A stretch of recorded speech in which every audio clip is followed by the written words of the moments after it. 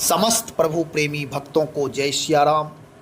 आज हम चर्चा करेंगे हमारी संस्कृति, हमारी सभ्यता, हमारा सनातन धर्म हमारे देश में ही क्यों प्रभावित हो रही है। आज जहाँ इतने धर्माचार्य व्यक्ति धार्मिक धर्मात्मा महात्मा और वहाँ अधार्मिक कृत्य हो रहे हैं, धर्म का नुकसान हो रहा है, धर्म के नाम पर नाना प्रकार की अवैधताएं हैं। और यह क्यों हो रहा है, कौन कर रहा है, हम आप विचार करें, थोड़ा इनका अंश लेंगे कि जब हम धर्म करते हैं, धर्म का मतलब हमारे यहाँ तो यही है, विद्वानों का धर्म अलग होता है, लेकिन सामान्य लोग जिसे धर्म मानते हैं वह धर्म मंदिर जाना, पूजा करना, पाठ करना, यही मानते हैं लोग। रामायण पाठ करना, माला जपना, ये धर्म मानते हैं। लेकिन धर्म का सही स्वरूप पता नहीं होता है। नालायक से नालायक लोग भी नाना प्रकार के वेश बना करके समाज को प्रदूषित कर रहे हैं, वैचारिक दूषण फैला रहे हैं, सत्य को वे प्रभावित कर रहे हैं, सनातन को वे प्रभावित कर रहे हैं और ये बनते हैं धार्मिक। जब तक व्यवहार में धर्म नहीं, विचार में धर्म नहीं होगा, जीवन में धर्म की स्थापना नहीं होगी, तब तक जो भी हम धार्मिक क्रियाएं भी करेंगे वह सारे अधार्मिक ही होंगे। आप देखें, सब कोई रामायण पाठ करते हैं, रामायण पाठ करना चाहिए, माला जपते हैं, तिलक स्वरूप करते हैं, ये सब हमारी सनातन संस्कृति है, सभ्यता है। मैं इसकी निंदा नहीं कर रहा हूँ, लेकिन जो लोग अयोग्य हैं, नाना प्रकार के वेश बना करके अनाचार, दुराचार, व्यभिचार कर रहे हैं, धर्म की गलत व्याख्या कर रहे हैं, उन्हें धर्म का बोध नहीं है, वे भी इन संत समाज में बनावटी आकर के छिपे हुए हैं, तथाकथित जो धार्मिक है। दूसरी बात थोड़ा विचारणीय यह है कि हम आप सब धर्मात्मा हैं।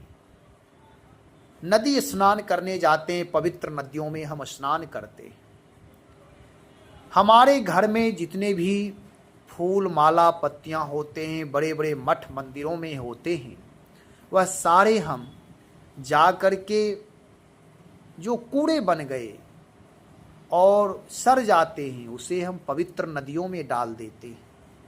कहते हैं कि यह धर्म कार्य है, बाहर में रहने से पैर लगेगा। एक तरफ सरयू माता है, गंगा माता है, पवित्र नदी है। यदि हम आप विचार करें, जब हम आप स्नान करते हैं उस समय सड़े हुए फूल यदि हमारे आपके आस पास से गुजरेगा तो क्या आप स्नान करेंगे, आचमन करेंगे उस जल से? नहीं करेंगे। तो फिर उसमें क्यों डालते हैं? जल को आप दूषित कर रहे हैं। यह पुण्य नहीं है, यह पाप है। आप यदि पुष्प चढ़ाना हो तो एकाध पुष्प भावपूर्वक अर्पण कर दें, लेकिन जो हमारे मठ मंदिरों में बहुत सारे मालाएं आती हैं, नित्य भगवान की सेवा में पुष्प चढ़ाते हैं, या तो उसे आप खाद में प्रयोग कर ले, कहीं पेड़ पौधे या मिट्टी में दबा दे, जिससे वह खाद बन जाएगा, क्योंकि वह सड़ गया है, पन्नी में रखते हैं। हम ऐसा करते नहीं हैं। हम उसे समझते हैं कि मिट्टी में दबाना यह पाप है। और जो माता हैं, सरयू माता, गंगा माता, उनकी कभी सफाई नहीं करते हैं और उसमें प्रतिदिन जाकर के स्नान करते हैं। अच्छे प्रबुद्ध समझदार विवेकी भक्त जो होते हैं वह तो उसमें थूकते नहीं हैं, साबुन शैम्पू नहीं लगाते हैं, लेकिन जो सामान्य लोग हैं उसी में थूकते हैं, उसी में गंदगी फैलाते हैं। आप देखेंगे नदी किनारे लोग टट्टी कर देते, गंदगी फैलाए रहते, प्लास्टिक डाल देते, कचरे डाल देते। तो यह विचारणीय है। यह हमारा आपका कर्तव्य बनता है कि धर्म के आड़ में जो अधर्म हो रहा है, पुण्य के आड़ में जो पाप हो रहा है, उसे भी रोकना हमारा आपका कर्तव्य है। हम आप जाते हैं गंगा स्नान करने के लिए, सरयू स्नान करने के लिए, थोड़े देर घाटों की सफाई भी पहले करें। यह भी पुण्य कार्य है। दातून लोग करके वहीं फेंक देते हैं, प्लास्टिक फेंक देते हैं, पानी बोतल फेंक देते हैं, नाना प्रकार के कचरे, अपनी सेफ्टी रखते हुए हाथ में दस्ताना आदि पहन करके, लेकिन नित्य सफाई भी करने की जिम्मेदारी ले। स्नान मैं करूं, गंदगी हम लोग फैलाएं, सफाई करने के लिए बाहर के लोग आए। पुण्य का मतलब केवल स्नान करना ही नहीं होता है। आप पुण्य कर रहे हैं लेकिन साथ में पाप भी कर रहे हैं। इसलिए पाप और पुण्य दोनों के बीच में व्यक्ति पड़ा हुआ है।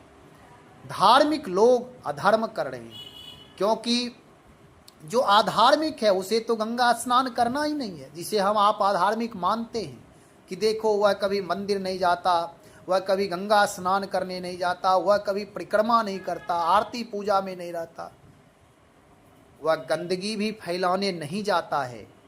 और जो धार्मिक बन कर के स्नान करने जाते हैं वहीं प्लास्टिक फेंकते हैं, वही वहाँ गंदगी फैलाते, दातून करके वहीं फेंकते हैं, वहीं मलमूत्र त्याग करते हैं। केवल मनुष्य को ओट मिलना चाहिए, कहीं किनारे बैठ करके वह गंदगी फैला देंगे। आखिर वह कौन है? पुण्यात्मा तो अपने आप को कहने वाले हैं। ऐसे तथाकथित लोग, मैं सबकी बात नहीं कर रहा हूँ, हमारे देश में अच्छे लोग हैं। धर्म के नाम पर वह वास्तव में धर्म, पूजा पाठ, अध्यात्म के नाम पर वह आध्यात्मिक हैं, लेकिन मैं उनकी निंदा कर रहा हूँ जो लोग गंदगी फैलाते हैं, जहाँ तहाँ थूकते हैं, तीर्थों की सफाई नहीं करते हैं। अयोध्या, वृंदावन परम पवित्र तीर्थ धाम हैं और वहाँ आते हैं, गंदगी फैला कर जाते हैं। हजारों लाखों की संख्या में लोग आते हैं। और विचार करें कि इतने लोग एक एक यदि प्लास्टिक छोड़ करके जाए, पानी बोतल छोड़ करके जाए, भोजन जिस पॉट में लाए प्लास्टिक के डब्बे में वह कूड़ेदान में डाल करके जाए, जिसमें हम कपड़े लाते वह पन्नी यहीं छोड़ करके जाते हैं, नाना प्रकार के जो प्रसाद लेते वह डब्बा यहीं छोड़ करके चले जाते, नाना प्रकार की डिब्बियाँ, नाना प्रकार के शैम्पू, साबुन के प्लास्टिकें, यह सब छोड़कर जाएंगे तो वह पवित्र तीर्थ भी आप पवित्र हो जाएंगे, प्रदूषित हो जाएंगे। विचारणीय है, तीर्थों में जाएं तो उसका तीर्थत्व भी समझें, पवित्रता भी समझें। वहाँ जाकर गंदगी फैलाना हमारा आपका धार्मिकता की पहचान नहीं है। हम आप धार्मिक हैं तो हमारे विचार व्यवहार में भी वह धर्म दिखाई देना चाहिए। यह धार्मिक का लक्षण नहीं है कि वह नदी आप पवित्र करे। सफाई करने वाला कोई और है, गंदगी फैलाने वाले हम लोग। विचारणीय है, निंदित कर्म से बचना चाहिए। ऐसा कोई कार्य ना करे जिससे प्रकृति रुष्ट हो, प्रकृति में विप्लव मचे, प्रकृति प्रदूषित हो। हमारा आपका परम धर्म होता है, प्रकृति की हम पूजा करते हैं तो प्रकृति की पवित्रता बनाए रखना हमारा आपका धर्म है, क्योंकि हम आप अच्छे सच्चे धार्मिक हैं, पुण्यात्मा हैं, दिव्यात्मा हैं। तो हमारा आपका व्यवहार भी पुण्य युक्त होना चाहिए। कर्म पाप युक्त यदि हम कर रहे हैं तो भले ही पुण्यात्मा बनने की कोशिश करें, लेकिन पुण्यात्मा नहीं हो सकते हैं। बाहर से दिखाई देगा लेकिन अंतस्थ जो है वह हमारा मलिन ही रहेगा। विचारणीय यह है कि धार्मिक कृत्य करें, तीर्थ जाते हैं लोग, दान करते हैं, उत्तम है, करना चाहिए। तीर्थों में जहाँ जिस घाट पर आप देखें जहाँ तीर्थ के पुरोहित रहते हैं वहाँ वह साफ सुथरा रखते हैं, और जहाँ पुरोहित नहीं रहते वहाँ आप देखें किनारे जाकर पवित्र नदियों के किनारे वहाँ गंदगी फैलाए रहते हैं लोग। क्या इसलिए तीर्थ गए थे?